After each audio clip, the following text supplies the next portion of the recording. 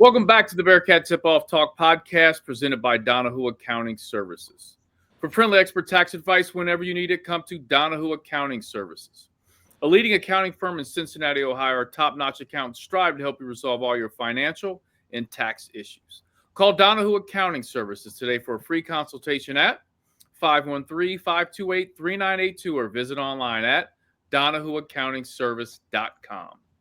I'm your host, Alex Meacham, former Bearcat basketball player from 1997 to 1999 under the Hall of Fame coach, Bob Huggins. And I am Neil Meyer with the Front Office News. I'm JT Smith, editor-in-chief of the Front Office News. All right, fellas, we are back for another episode. Let's jump right into it. The Bearcats are currently 10-3 after losing to Arizona 67-72. JT, thoughts on the Bearcats' performance? Man, uneven performance. We needed whatever happened after around like 13 minutes left in the second half. That's what the Bearcats needed for the whole game. The defense intensity picked up. They kind of figured out how to attack Arizona.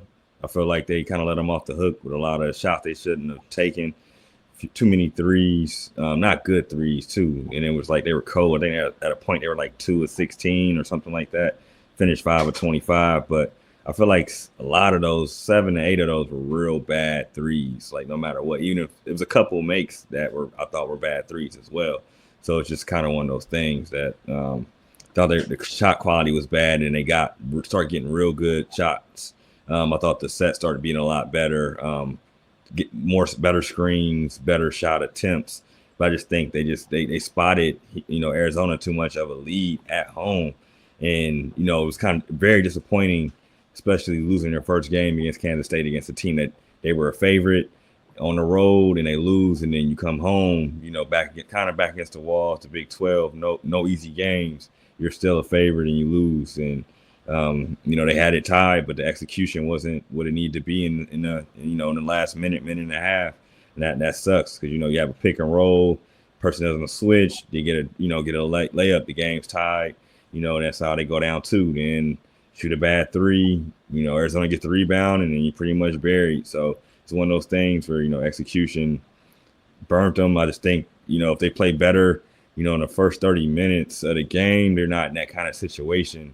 And, maybe the execution doesn't have to be pinpoint accurate. You know what I mean? Where, you spot them 18, 19 points in this conference. You're not a gimme that you're going to come back and walk them down and always get the win. Bearcats were down 39-26 at halftime. Win the second half, 41-33. Obviously did some really good things in the second half, just not enough. What do you think the difference was, JT? Why that performance in the first half versus what we saw in the second half? Honestly, I think it took them too long to adjust to like the way that, Arizona was playing. Because it was almost like they were almost doing like it's almost like they played a zone damn near, how they were, on the pick and rolls and on their coverages, but they were kind of changing it up every time. But I feel like Bearcats were not attacking enough, not attacking the defense enough. They were kind of like allowing Arizona to push them where they wanted them to be, besides saying, hey, we're going to get to the paint, force the defense to collapse, and then we play off of, our guards, our wings, making a positive play. I think, they shot too many threes. We're in the first half. Where'd they go? How many threes they shoot? 10 threes. 2 for 10 in the first half. Yeah, 2 for 10 from 3 in the first half. And it was a few threes on there. Even in the second half, there were some bad threes too. But I'm pretty sure most of the threes I did not like mainly came in the first half. 5 for 25 from three-point line, I believe, 20%, right? Yes. For the game. Yeah. Now, and I thought we did a pretty good job on Caleb Love. He was 3 for 15 shooting. Yeah. And there were times that we made it very, very tough for him to execute and get to the spots that he likes to get to.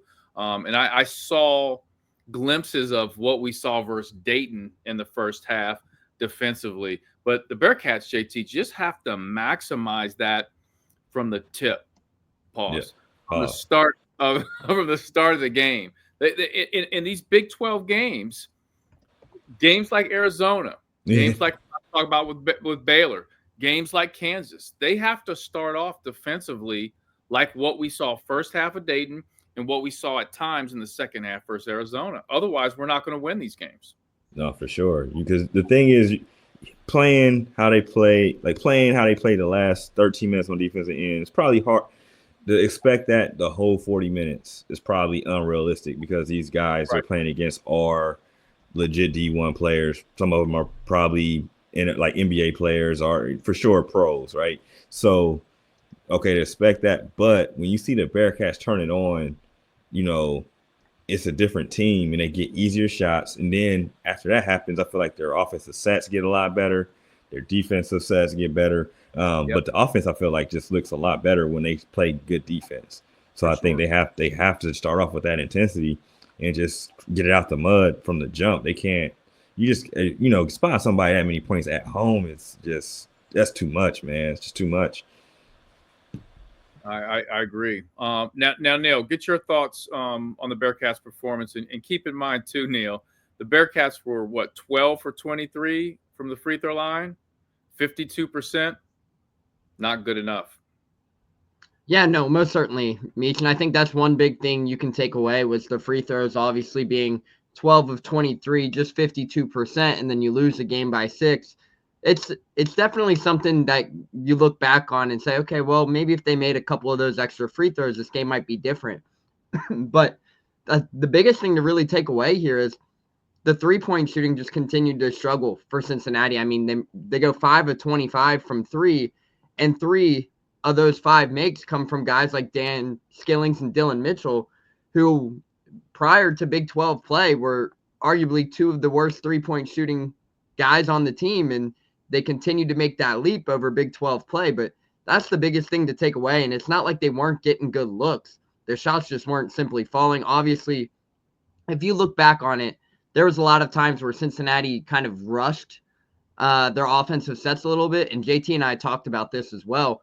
The final 2 minutes of that span, Dan takes a contested 3 with about 50 seconds left when if they make that extra pass, they had Aziz Bandago wide open in the paint for a couple, maybe 2 or 3 straight possessions. That would have been an easy dunk, and that could have been the difference maker in this one.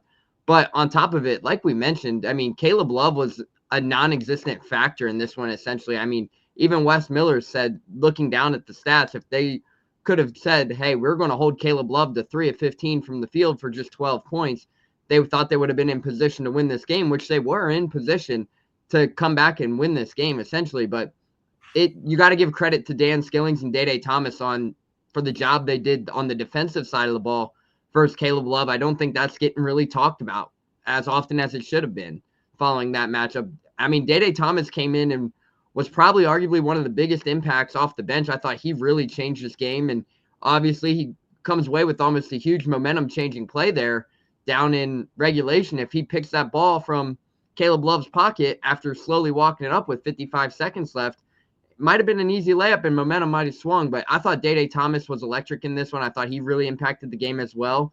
And then Dan Skillings on the defensive end as well. Those two guys should get the praise that they deserve for it's not easy to take away one of the best point guards in college basketball, and they made it look seamless on Saturday. So overall, there's still a lot of things to clean up for Cincinnati. I know you win the battle of the boards 39-34. That was something you wanted to do. You're under the 12 turnover mark like we talked about, and I mean only 3 turnovers in the second half, but once that crowd kind of woke up and things started going in favor of the Bearcats, once the crowd started going, it was kind of felt like this could be a different game, but hey, that's the Big 12. You could be down by as much as 18 or 20 and still come back all the way to the very end. But you're proud of how they fought and handled the adversity being down that much. They could have easily kind of just rolled over and let Arizona blow that game out of water. But they fought all the way to the end. So that's something you're proud of. But there's still a lot of positive takeaways from this one. Yeah, you think about the three-point shooting, and you look at Tyler Betsy, who comes in as one of the prolific three-point shooters. Wes is on record, a lot of post-game press conferences, just press conferences in general, talks about, how good Tyler Betsy can shoot the basketball. And I think Tyler Betsy is going to be a fine player for the Bearcats. He struggled shooting the basketball. And you think about like CMOS and Tyler Betsy and some of your better three-point shooters. I'm at the game with my good friend Seth Coyle, and Do you remember this when I forget who it was drove and kicked it to Dylan Mitchell and he's going to shoot the three, and I'm like, God, of Yeah. all the guys shooting the three, that's the guy we don't want to have shooting three, but yet he's the guy who makes the three. Yeah. Yeah. Right? And it's Yeah. just like, oh, but you think about it, we had some open looks. I mean, Tyler Betsy had plenty of open looks, and I'm not, putting blame on him. He's still freshman. He's getting used to and acclimated to a lot of things. There's some things I think he's going to have to adjust with his shot in games, and that's Yeah. something that he's got to work through with the coaches, and he'll get there. I think he'll be a fine player, but tough performance from the 3-point line. But we've got to be happy, like you said, with the rebounding edge. I mean, I think Dan had 6 rebounds. Dylan Mitchell had 7 rebounds as well. So Yeah. you had those guys crashing the boards. But still, JT, we've got to do some of the small things to win these basketball games, because we made that run in the second half. You could hear the crowd getting into it. I think we tied the game. I thought we were going to. Yeah, no, for sure. When they tied it up, I'm like, man, it's just how it's supposed to be written. And then when he came down and scored, like just straight down the lane, I was like, bruh, all right. I was like, come on, like they played so great, and then just like to give it up that fast. I'm like, damn. And then we shoot the bad shot, like we don't stay composed and shoot a good shot. I'm like, man, it's just how it's gonna go. But I'm like, man, if they would have came back, everybody's happy, but you still would be like panicky because you can't give up. I'm 20, damn near 20 points at home, man. It's just I'm gonna keep coming back to that because these teams are good, man. And if we go on a road like that, like how many times are you gonna be able to make that comeback when you're on the road? At home, you got that energy, the crowd gets going, and it's kind of skyrockets you. But on the road, I mean, this team's talented enough to make comebacks, but you don't want to have to make that your calling card. Not in this conference. Yeah, no question. Well, here's the beautiful thing. Bounce back Tuesday, 8 p.m. Bearcats take on Baylor in Waco, Texas. And you're listening to the Bearcat Tip-Off Talk podcast presented by Donahue Accounting Services. Let's jump into the Big O segment sponsored by Smart Dog Solutions. In this segment, we cover players to watch and key matchups. JT, who are you expecting a big game from? All right, man. Jizzle didn't give me the big game, against Arizona, but I'm coming back to him. So we're doing a 360 right back to the same spot. Now everybody said a person did a 360 in their life. It's really a 180, right? if you turned it around, if you did a 360 in the same spot, baby. So we coming back to Jizzle. People do mess it up a lot. Yeah, you ever repeat that? It'd be like, man, the person did a whole 360. They did, and I'm like, then you ended up in the same spot you started from. 180, right? Yeah, 180. Now you good. You know what I'm saying? You changed. But he was like, oh man, he was on drugs. He did a 360. Nice. That means he back on him. Yeah. So okay. No. So Jizzle, you're expecting a big game from Jizzle. Why and what do you want to see out of him? Okay, because the thing, Jizzle had 3 turnovers. 3 turnovers against Arizona. I want to see him to just be the commander of the offense and have 2 tops. And then he had one that was just like he should have shot it and he threw the alley-oop to Aziz. I think he should have shot the floater. Yeah. And that's what got him his 3rd turnover. But he still had 5 assists. I thought he played solid. Need him to shoot better in 3 for 11.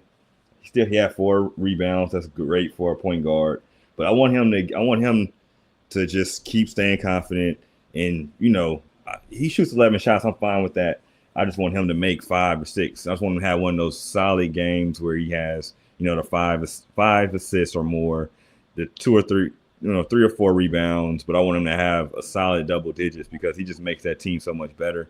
I know he's moving up the scouting report, so it's a little bit tougher, but he's getting good shots. He just got to make them. You know what I mean? Just it's hitting all the rim. Like, I mean, I don't think he's taking a bad shot. Now I know people make it sound like I'm being a homer with that, but those shots I can live with, like, because he's shown he can make them. It's not like he's just shooting shots that he just got to make them. If he starts making them, he's averaging 15 to 18 points right now, even on the low attempts.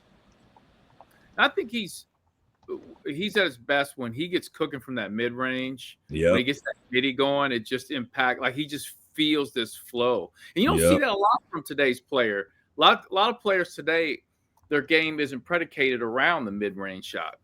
Yep. Not for sure. He's different when it comes to. That's why I like his game, because the midi and his three is vastly improved, and you got to shoot the three, of course. But like, he gets space on the court if he hit his mid range, because he's strong enough to get to the rim. He's able to create space, and that mid range, it counts. It's just like any other bucket. So it opens up the floor, man. I think it allows them to run a lot of different sets because of that. That's a part of the game, because you're not always going to be able to get to the rim every time. Yeah, and I think Jizzle's so impactful when he's playing aggressively and he can, get to the bucket, make his mid range, and he gets in that pick and roll with Aziz. Yep. Man, I keep going back to it, and I was saying that in the Arizona game. I was talking to my buddy Seth. I'm like, if we can get Jizzle cooking a little bit, set that screen and roll with Aziz, now you've got to guard so much. It's like you go top, he can hit the floater, go the back. You know what I mean? It's like opens up a lot.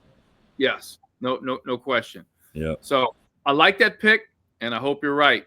Neil, let's jump to you. Your selection for the Bearcats. And who do we need to watch out for from Baylor? Yeah, so I'm going to go a little different option, but to tune in on what you guys were saying about Jizzle James, obviously things aren't going well on the offensive end, just 3 for 11 versus Arizona. I actually had somebody in my mentions, a couple people in my mentions actually, telling me to ask Wes about the shot selection of Jizzle James over the last few games. And I kind of wanted to reply and be like, guys, these are great shot selections from Jizzle James. Those are shots where he knocks those down, usually probably 75% of the time, usually. Just ball hasn't bounced his way over the last few games. So overall, I think the shot selection that Jizzle James has taken over the last few games are shots you want your point guard taking. We saw him make those shots last year. Saw him make those shots in non-conference play. So overall, once the ball starts going in for Jizzle James on the offensive end, it's going to open a lot of things up. So figured I'd throw that in there as well to kind of piggyback off. But heading into Baylor, this is the impact game for me, for Cincinnati, where I think Dan Skillings could make a huge impact for many reasons, because Baylor comes in with a very, very talented and experienced backcourt. Obviously, they return guys like Langston Love and Jaden Nunn, who played a significant role in Baylor's run last year in the NCAA tournament. But on top of it, you bring in a very experienced guard and Jeremy Rhodes from Duke, who everybody knows was one of the best college point guards in recent years. And then you bring in a guy like VJ Edgecombe, who could be a potential top 5 draft pick this season. So overall, there's a lot of things that you can really take away from Baylor. But on top of it, the biggest thing to keep an eye out for Baylor sounds like they're pretty banged up from what Scott Drew mentioned today. Langston Love dealing with an ankle injury that he kind of goes back from last season. His status is up in the air versus Cincinnati. He did not play versus Iowa State. And they might not have Jalen Celestine from Baylor as well, who's averaging 9 points a game. He did not play versus Iowa State as well. So early injury bugs hitting Baylor, but the two guys you really got to look out for Baylor is Norchad Omier, a 6'7" wing player who has been a very, very effective front court player for the Bears this season. Leads the team in scoring with 15 points and leads the team in rebounds. He's averaging a double-double. So essentially, that will probably be the matchup for Dylan Mitchell. But the matchup I'm really excited to look forward to in this one is VJ Edgecombe and Dan Skillings. And I mean, I think that's just going to be an elite matchup. Everybody knows the talent that VJ Edgecombe had coming into the season with all the praise coming out of the high school ranks. But I think this is a matchup that goes in, kind of plays in favor to Dan Skillings with his size, his length, his athleticism. I think that's going to be the matchup to watch in this game. And again, that's the beauty of the Big 12. You go play these teams that have big-time players. You take our big-time players. They match up, and hopefully it's a good game, and the Bearcats end up on the right side with a W. Now, you know what time it is. Come on, Neil. Give me the dance. Hey. Hey, Neil, I see you still rocking. You got the Bengals hoodie on? I sure do. I like it. You had last week. You had the TikTok shop hoodie on, right? Was that the TikTok shop hoodie? It was the TikTok shop hoodie last week. It was. This was cozy. just the hoodie I was out shoveling the grass in, or not shoveling the grass, shoveling snow in. I mean, Shoveling the shit. grass. Yeah, on I the was grass. shoveling grass. My car was in the grass, and it was a little bit in the grass off the driveway, so it was basically shoveling grass. Not a good day weather-wise here in Cincinnati. So let's jump into the name game. I want to start with for Baylor, number 5, but I want to concentrate on his last name. Jason Acimoda. Pretty good. Pretty good. Number 17. Number 17 is Josh Ojiwuna. Say that last name for us again. Say it like you mean it. Ojinwuna. Number Deuce 22. Number 22 is Marino Dubrovcic. That's tough. Yeah, say that last name again for me, please. Dubrovcic. Number 25. Danny Fort's number. Number 25. Number 25 is Omar Adegbola. Odegbo. Say it again. Omar Adegbola. And my favorite number 41. That is Giannis Njongba. Or Jonga. Say it again. Giannis Njonga. There you go. The Big O segment is sponsored by Smart Dog Solution. All right, I'm just going to say my player to watch is CMOS. We need a big game from CMOS. On the road, okay, get away from Fifth Third Arena, get away from Cincinnati, get away from all this crazy snow, get locked in. You're in Texas, Waco, playing Baylor. CMOS, I need you. I'm going to text him. I'm going to text him tomorrow morning. Need a big game from him. And I think it's about that time, because something we'll talk about a little bit later. This Bearcat basketball team cannot afford to keep losing Big 12 conference games. You're going to dig a hole that's too big. And I think one of those players that will help us from losing against Baylor will be CMOS. Need him to get hot from the three-point line. And do what I think I called Terry Nelson the other day, and we had a conversation, and he was talking about, CMOS kind of doing some other things other than just shooting a three-point shot, just to kind of give him some confidence in some different areas. So, and CMOS said, yes, he is trying that, and he's working at that. So hopefully he has success versus Baylor. The Big O segment is sponsored by Smart Dog Solutions. Do you have a business that needs better inventory control, production management, or improved accounting control? Outgrown QuickBooks or can't afford NetSuite? Give loyal Bearcat grads Doug and Kathy Jacobs at Smart Dog Solutions a call. They've been in your position and will love to help solve all your problems. They can be reached at 513-739-9473 or online at smartdog-solutions.com. You're listening to the Bearcat Tip-Off Talk podcast presented by Donahue Accounting Services. The Kenyon segment is sponsored by Greg Hooden at Beachmont Toyota. This is where we cover the keys to the game. JT, what do the Bearcats need to do to win? Man, so I think on the road, I think they have to get some bench scoring. So that is my key to the game.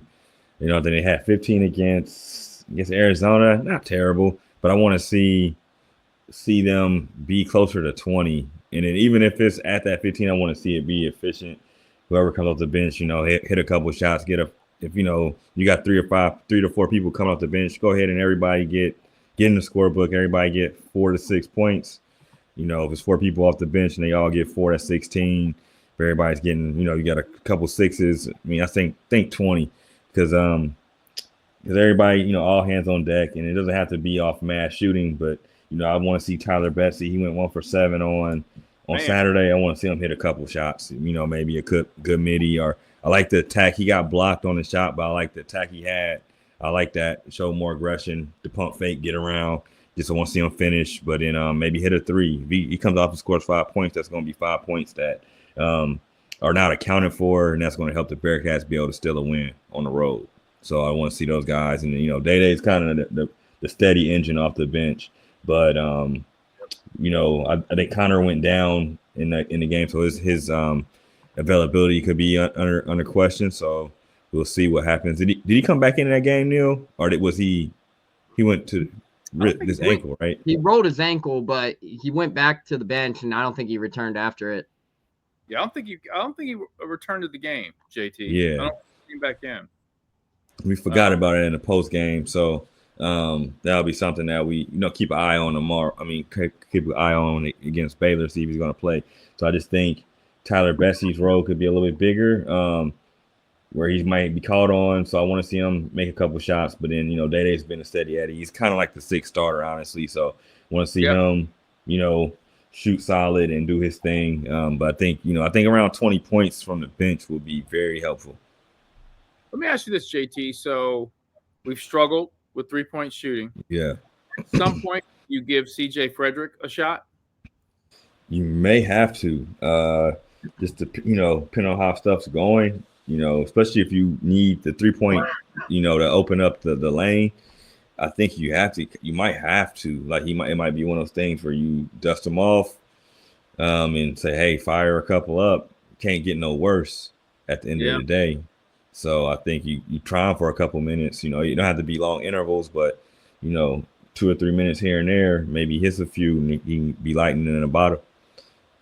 Yeah, I think this is a good segue into Neil. Neil, your thoughts on what the Bearcats need to do to win? Yeah, in order for Cincinnati to win a game, it's a perfect segue to where I'm going to go at. They got to find a way to get the 3-ball going. Obviously, just 5 of 25 versus Arizona, and they struggled shooting the 3-ball again versus Kansas State.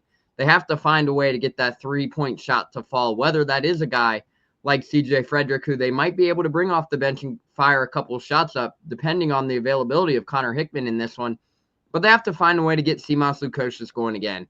Everybody knows when he is on, he is one of the best 3-point shooters and one of the best shooters in all of college basketball. But last few games, we've seen that number of shots start to decrease. So they got to find a way to get Simas Lukosius going early from behind the arc. I believe he only hit 1 3 again versus Arizona, and it came in the final seconds of that contest. So 3-point shooting has to be something that Cincinnati is going to improve on. I would like to see close to maybe 28 3-point attempts on Tuesday night versus Baylor.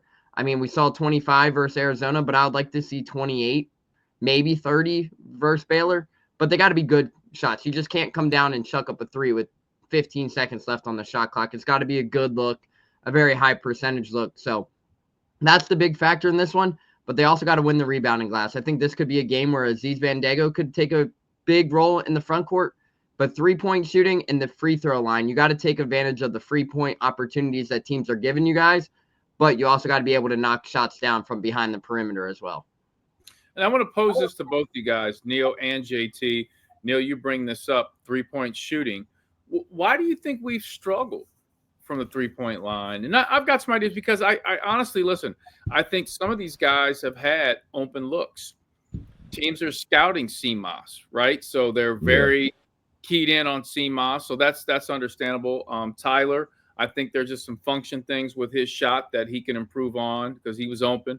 But what do you guys think in terms of our other struggles with 3-point shooting? I think the easiest thing to say right now is in terms of getting CMOS open a little bit more, I think you just got to set some harder screens. I think teams are really fighting over these screens, and it's not giving CMOS enough space to really create and get to his spots on that aspect. But overall, in the 3-point shooting aspects, we heard Dylan Mitchell was working on a 3-point shot. I don't mind him shooting those 3-point shots, but you're getting the production from guys like Dylan Mitchell, Dan Skillings as well. But you got to find the opportunity for guys like Jizzle James, Day-Day Thomas, Connor Hickman, CJ Frederick, whoever it might be, to come in there and knock some shots down from the edge. Tyler Betsy as well. But overall, they're getting good looks. The shots just aren't falling, simply not falling. I mean, they're high percentage looks as well. It's not like they're just pulling up from 40 feet on the opposite side of the court saying, okay, I'm going to fire this 3 up. They're high percentage looks. Shots just aren't falling their way early. JT? Yeah, the piggyback off what Neil said, like they're getting a lot of good shots, honestly. But I think the key is CMOS, because CMOS started off so hot, and he's probably arguably, the best shooter on the team. So I think what's happening is everybody is once they're running them off the 3-point line.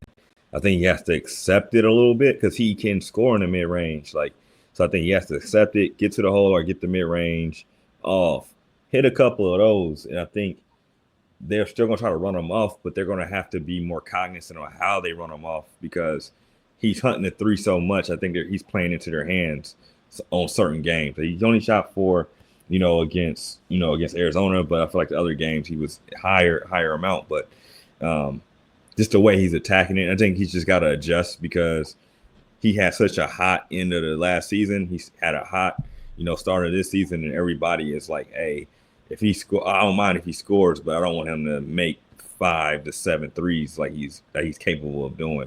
So he just has to that's the main thing, just kind of how he's attacking it.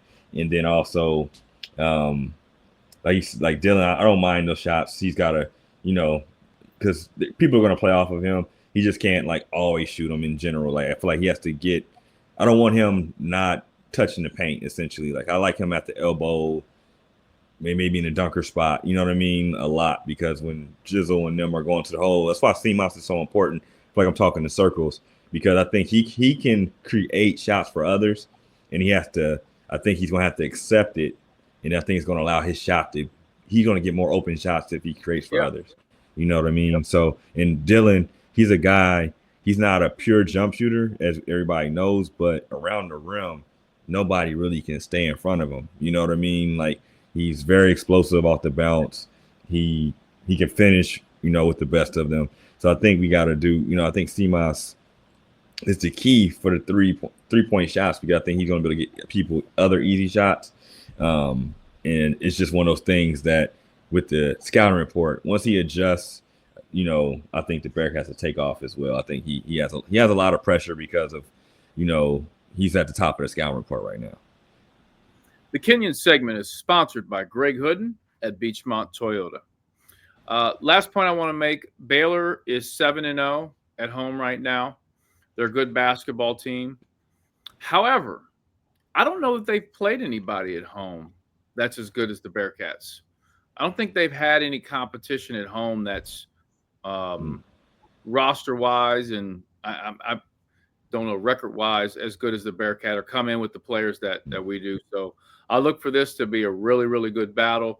And I think with the Bearcats kind of back against the wall, being 0-2 in conference play, I think the Bearcats leave Waco, Texas with a W. The Kenyon segment, Keys to the Game, was sponsored by Greg Hooden and Beachmont Toyota. Come see fellow Bearcat Greg Hooden and Beachmont Toyota for all your new and pre-owned Toyota needs. Look for Greg Hooden on Instagram and Twitter at Cincy Greg Hooden. Hooden is spelled Hoodin. Or come see Greg at Beachmont Toyota. Always ready to help our Bearcat family get into a new Toyota. And we tweeted out just the other day about Greg being our sponsors, and we want to make sure that people know that Greg personally sponsors that segment. So we highly advise, if you're looking for a new vehicle, go see Greg at Beachmont Toyota. He'll help you. He'll take care of you and get you in a good vehicle. You're listening to the Bearcat Tip-Off Talk podcast presented by Donahue Accounting Services.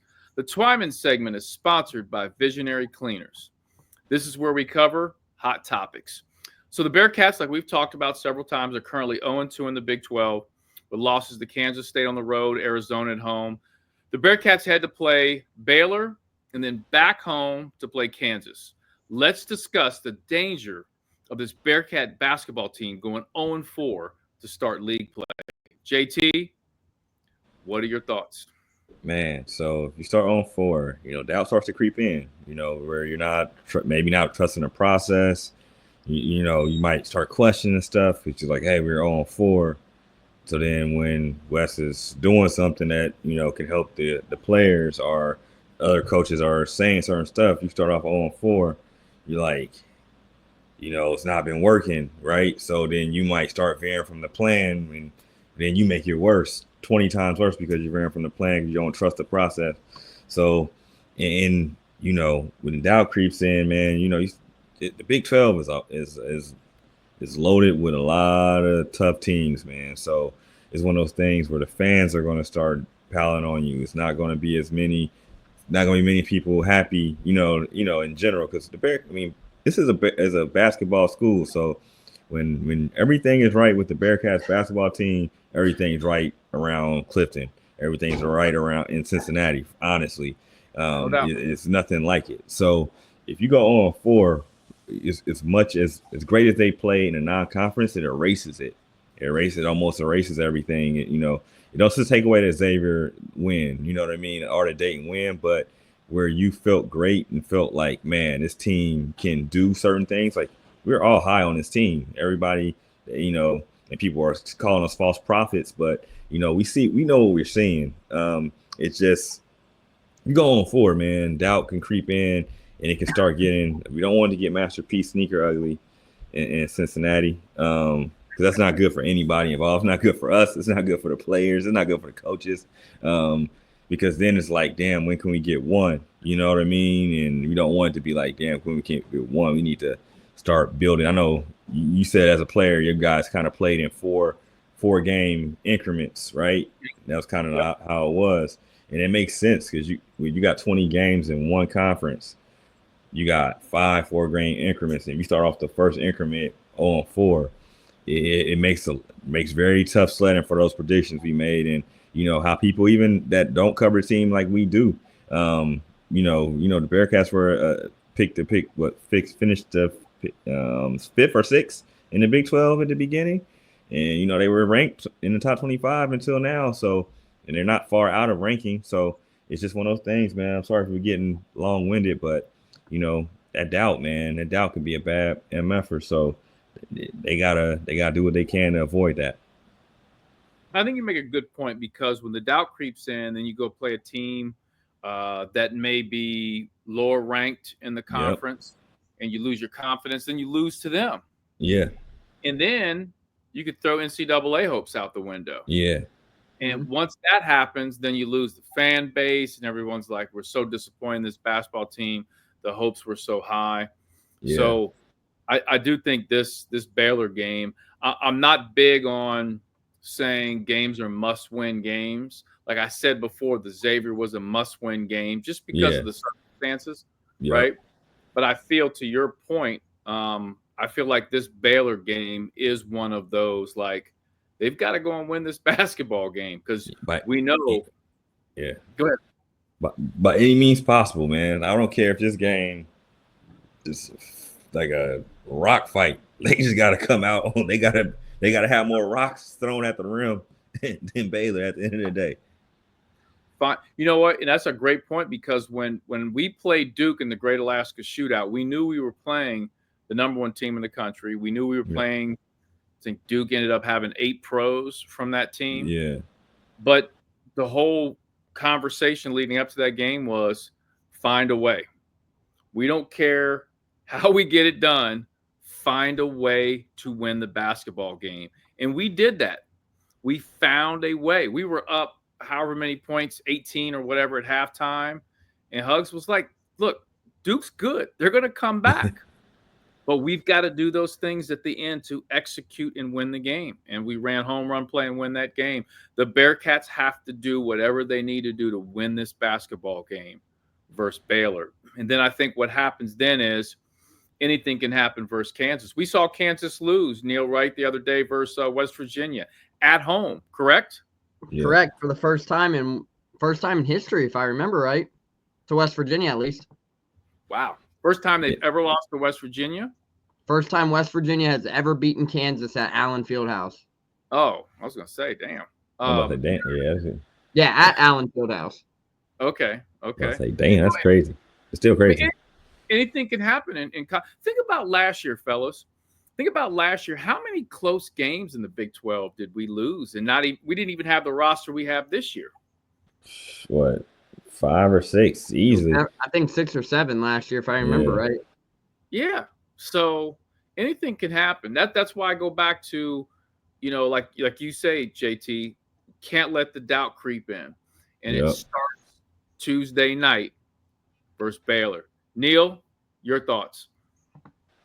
Yeah, definitely some doubts sitting out there, because if there is a potential 0-4 start, Cincinnati's NCAA hopes are going to essentially rely on them going on the road and stealing some games versus some very tough opponents. And I mean, you look down at the schedule right now, if Cincinnati does fall to 0-4, after the Kansas game. I mean, you go on the road to Colorado, you would hope to win that game.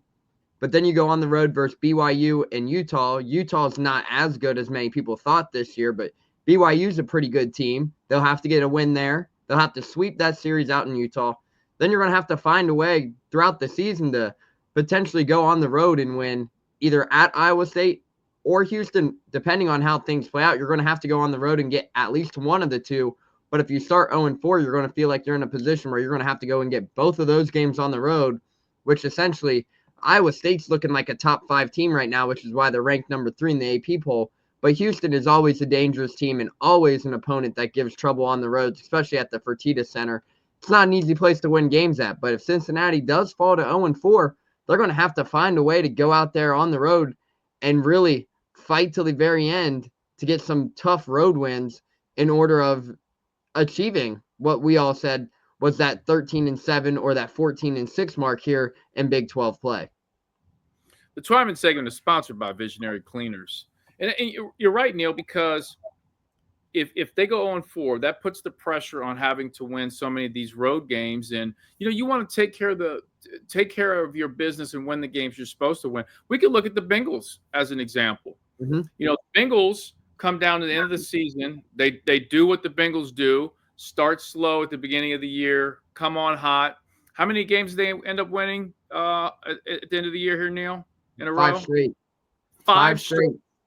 You beat the Steelers, which seems like never happens, and then you've got to depend on the Chiefs, and good and well the Chiefs were not going to win that football game. I think they sat everybody out that game, right? So you're depending on other people, right? And if you took care of business early in the season, beat the Patriots, they could have beat the Chiefs, right? At Kansas City, right? They had two opportunities versus Baltimore, too, that came down to the end. Oh my God, I was at that game. No question about that. It's about taking care of business, and we go back to Kansas State. That was a game. Should have took care of business. Win that basketball game. In Arizona at your crib. We talked about this before. You got to win at the crib, man. We've got an amazing fan base. They're there. They're loud. Those are games. Fifth Third's got to be that arena, kind of like Allen Fieldhouse and others, where teams just don't come in here and win.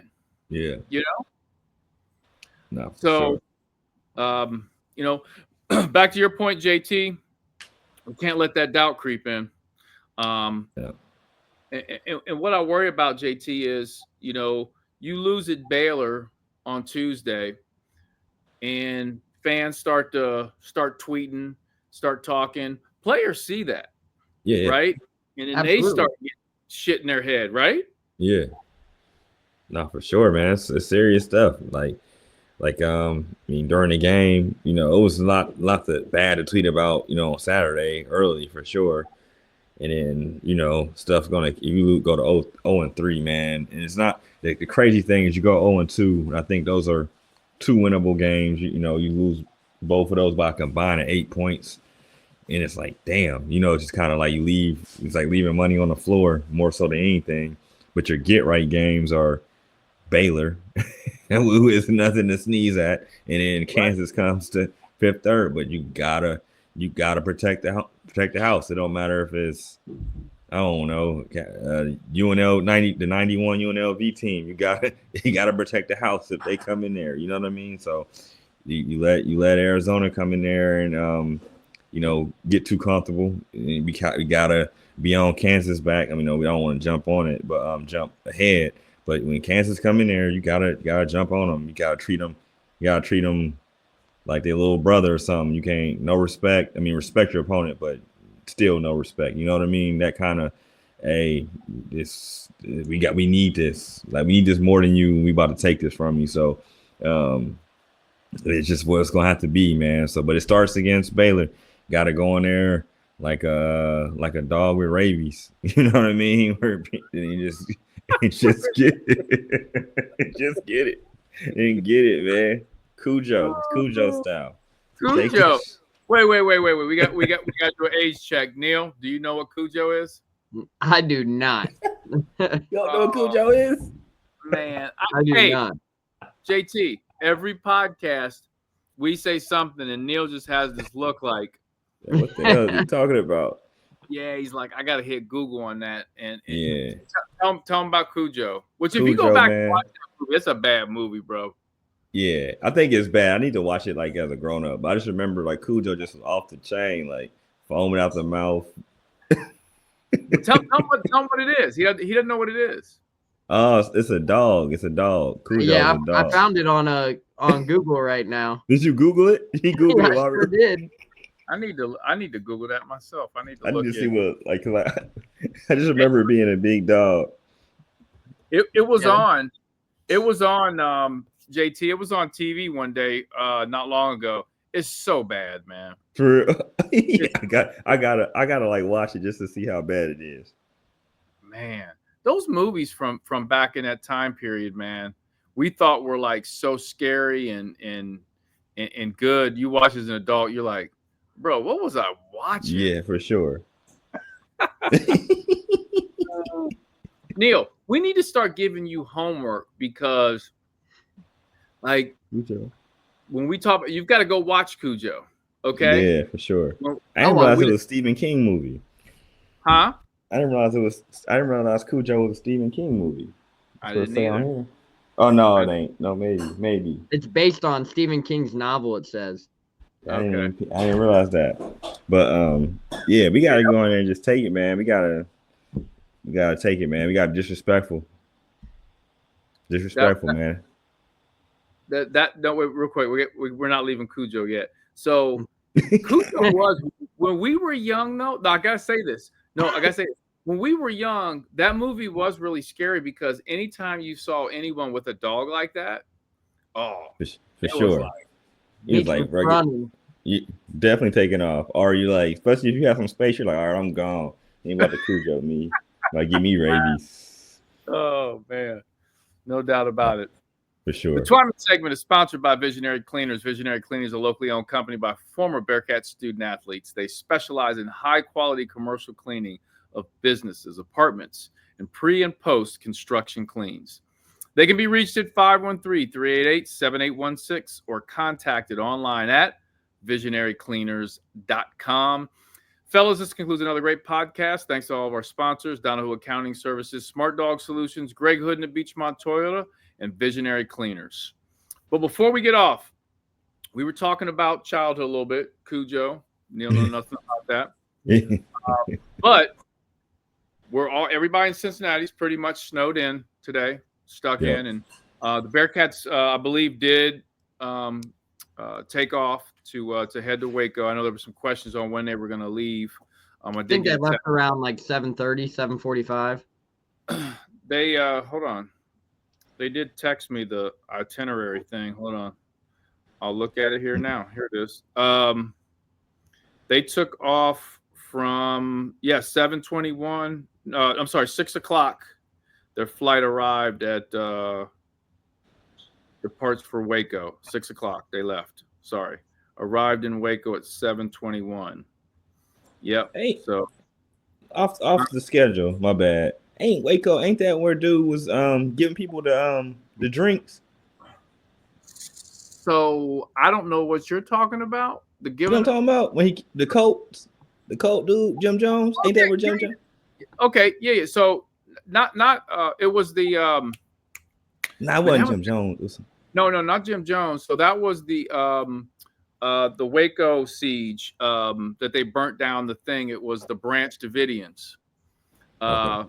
That's what you're talking about in Waco, because that whole time period was crazy. Neil, you might as well just sign off because we're about to talk about some stuff about that.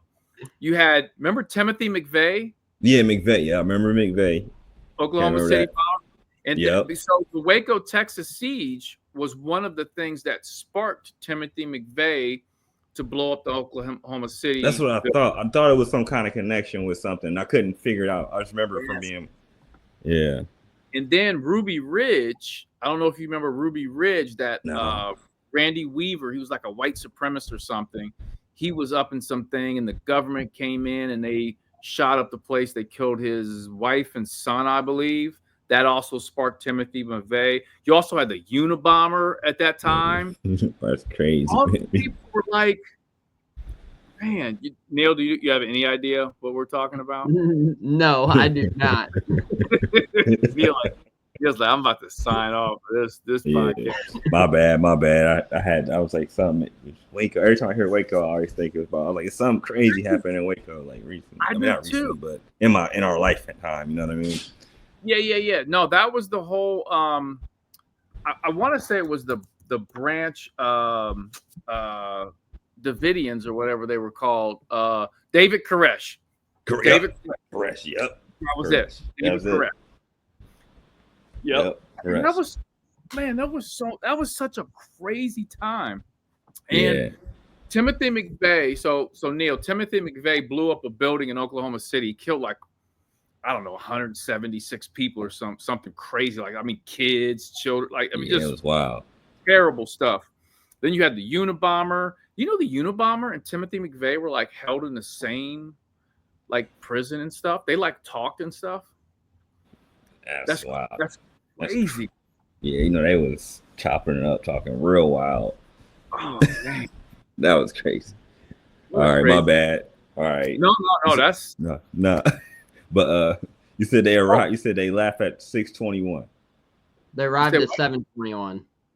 7:20. They left at 6 o'clock. Land in Waco at 7:21. So okay. That was a text I got earlier today. So I think they got there okay. So that's good. Yeah, that definitely a good thing. But hey, like I was saying, we're obviously snowed in Cincinnati. Hopefully tomorrow's better. But I was thinking about this. Thinking about a snow day when you were young versus when you're an adult. I don't know how you guys feel. Neil, you're kind of in a different age bracket, but how I am at age 48, I cannot stand snow days because it then puts pressure on the rest of my week. Like I have to like cram so much stuff in. It's just like, kids are like, when I'm a kid, you're like, yeah, snow day. We don't have to go to school, blah, blah. As an adult, I'm like, oh no, I got so much stuff. I'm the same way because even being the age I'm at now, a snow day, 8 years ago when you're in high school, you're like, yeah, we get to go outside. We can hang out. We can go sledding. We can have all kind of energy. We can do nothing. I went out and shoveled the driveway today, and I came inside and took a 2.5 hour nap. And I was like, man, screw the snow. I hate it. I personally hate it. Yeah. It feels like the day is just so unproductive because you can't do anything. Yes. JT? Definitely unproductive, for sure. Yeah, back when you were younger, you were like, oh, man, snow days were the best. You could just do nothing. Now it's like, bruh, like, oh, no, we went and shoveled, me and Juju. All right, we got to shovel some more tomorrow, though. We did enough to be dangerous today, but I'm like, dog, I need a snowblower. Yeah. And that's what people – so I had a couple people on the West Coast. I had a couple friends on the West Coast. Actually, one of my good friends, Lynn, she lives in Miami, and she was being real mean. She sent me a picture from her balcony, and it was like the most beautiful, like, picture of the beach and all that. Yeah. And I'm like, why would you send that? And so I sent her a picture of, like, outside the house and all the snow, and it's covering cars. And she's like, that's beautiful. I'm like, no, it isn't. like people on the West Coast, like, I have friends on the West Coast that have never experienced, like, real snow. Like, they may go, like, you know what I'm saying? They might go skiing or what, but they've never been. I tell them it's different when you go to like Colorado and you go skiing and do whatever. Here, you're like trapped in. It's tough to drive around. You got to. I'm like, man, forget this. Yeah, for sure. Man, I was shoveling the driveway today for my parents, right? And I look outside. They have a snowblower, so my dad was snowblowing and I was shoveling. Next thing you know, I look over. I see the neighbor shoveling their driveway with a cat litter box. Talk about having to go finish what I was doing and go inside because they were so unprepared. I was like, good Lord. I was like, y'all ain't know we were getting a foot of snow. Wait a minute. What now? They had a cat litter box? An empty cat litter box, like the container, shoveling, like hands and knees picking up snow. I was like, you must have just moved to Cincinnati if you ain't buy a shovel. What hood do you live in, Neil? Delhi. Well, enough said, ladies and gentlemen. Delhi. Del hood? Man, I kid you not. I stood there and I looked to my dad. I was like, can we just let them use the snowblower like when we're done? Because like I couldn't stand to sit there and watch this. I couldn't. You guys didn't even help them out. Like you didn't. We did our driveway and then we gave them our snowblower. We left it plugged in and we let them use the blower. That was nice of you all. Yeah. Did they use it? They used it. Now, did they know how to use it properly is the real question. Oh, that was nice. That's good neighbors. Good neighbors. But JT would cat litter boxes crazy. Yeah, I might have went back in the house. JT would have went in the house. He would have laughed at him. Probably. He would have been at the window taking videos. Look at these fools. Yeah, it depends. If I like the neighbor, I'll help him out. If I don't, he would have been telling his kids, "Hey, yo, get this for social media." Yeah, nah. But we helped our neighbor, our older neighbor, shovel some of his garage, not driveway. So we like him. He's pretty cool dude. I think he might be like in his 60s. Yeah. I don't shovel any. Well, first of all, I don't like snow, so I don't go out and shovel. But I think what is cool though is like when the young people come around, I like to pay them, to do the shoveling, give them some extra, money and stuff. It's different nowadays that you bring that up, Meach, because when there was a snow day and I was in high school or middle school, I was going out looking for a quick buck. But heck, nowadays you don't see that in many of these suburbs. There was some kids walking around the neighborhood knocking on doors trying to come up. That's what's up. That's tight. I like that. I like that. So it's like, if you let them do your driveway, sidewalk, then you slide them a couple dollars, then somebody else will give them an opportunity, and then they could end up with $7,500, and that's helpful. Hopefully they're spending on something good, but I'd rather give them an opportunity. And plus, I'm not going out and shovel. I can't remember the last time I shoveled snow or raked some leaves. No. All right, Matt. Well, hey, you've got some homework to do. You've got Cujo. Hey, listen, if you want to research Timothy McVeigh, what else did we talk about? Unabomber, Koresh. Yes. The Ruby Ridge. That was Randy Weaver, I believe was his name. Man, that was a crazy time. That's back when, what, JT, sorry to our podcast at the end ended up turning into like these social commentaries. But that was back when I think the news cycle was so different than today. Like we've got a fire hydrant of so much like information coming in our face. It's hard to pause. It's hard to keep track of so much stuff. Because like back in the day, it was like Timothy McVeigh was the biggest thing, right? Yeah, for sure. Randy Ruby Ridge trial was one of the biggest trials. O.J. Simpson trial shut down the world, right? Now, that's like part of the news cycle. It's like, okay, the dude at whatever happened in New Orleans, man, to those, those people that got something's going to happen. Something blew up in front of Trump. I mean, it's just like always something so different. Yeah, it's crazy. And we have access to so much information, man. For sure. Fast information. Fast. So too fast at times. Too fast at times. You're listening to the Bearcat Tip-Off Talk podcast presented by Donahue Accounting Services. For friendly expert tax advice whenever you need it, come to Donahue Accounting Services, a leading accounting firm from Cincinnati, Ohio. Our top-notch accountants strive to help you resolve all your financial and tax issues. Call Donahue Accounting Services today for a free consultation at 513-528-3982 or visit online at donahueaccountingservice.com. And thanks again, Bearcat fans, for listening to another episode of the Bearcat Tip-Off Talk podcast presented by Donahue Accounting Services. Go Bearcats!